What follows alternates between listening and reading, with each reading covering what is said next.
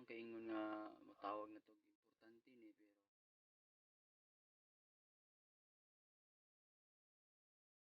ang nakaingon ani nga naman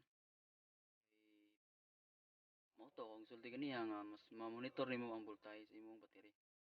Ikaduha, mahibaw-an pud nimo nga ang imong alternator sa imong sakyanan wa na mo karga. So sa ato pa og di na mo karga imong malugay. Dili siya mosaka.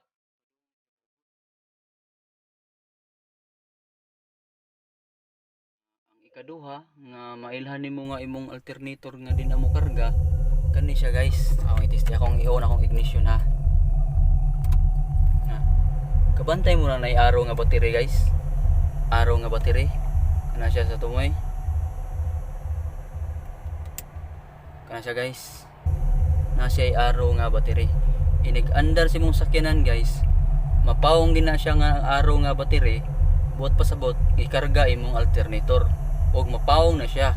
Og dili gani siya mapawong, inig-andar si mong sakyanan, buot pa sabot wala mo karga imong alternator. At the same time, kung mo karga imong alternator, mo taas po na siya voltahe kanang 12.0. Atong pandaron ha. Oh guys. Napawong no ang katong nakaaraw nga battery sign. Dayon ang yung battery mo saka po na siya. 12.7, 12.8.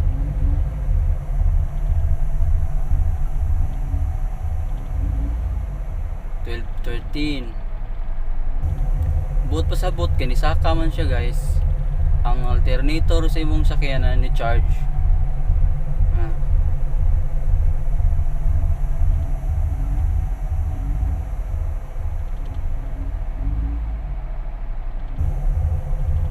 Ang tawag na niya guys, voltage indicator.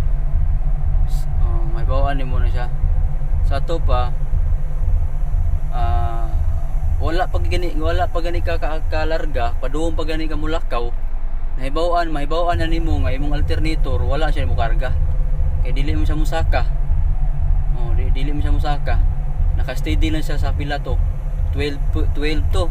Katong 12 paduong ito siya ubos. Labi na gabi mo gamit kag headlight. O mag-uwan, mo gamit ka og wiper. Mahurot gito siya antod madugay. Mahibong na lang ka. Inigabot nimo si mong padulngan, muhurong ka kay naabot na ka, inigbalik nimo og start, dili nakaka-start. Kay ngano, ni drop naman ang voltage, ang voltahe sa imong battery. Ya katong gani akong ipakita diri nga katong indicator sa battery, indicator puto siya nga ni charge imong battery. Mapawong to siya.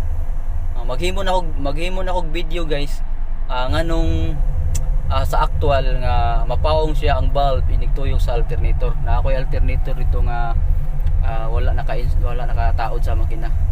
Ako tong testingan. Ako tong i-manual niya. 13.8. Importante na siya guys. Nga na kay voltage indicator sa imong sakyanan. Nya kanin siya guys, ang kaning voltage indicator mo drop ni siya kung mo gamit kag headlight or mo brake ka. Mo brake ko guys ha. Mo drop na siya 13.5. Itama ko sa brake sa 13.4. Tama ko sa brake ana. Ako kung buhian musakar po siya balik. Makani mo gibong na niya kay kuan na siya kana naka-arrow diha.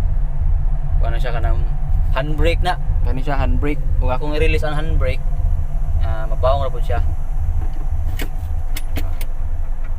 Mapawong siya. Tapos kung akong ibalik ang handbrake, balik na po siya ang handbrake.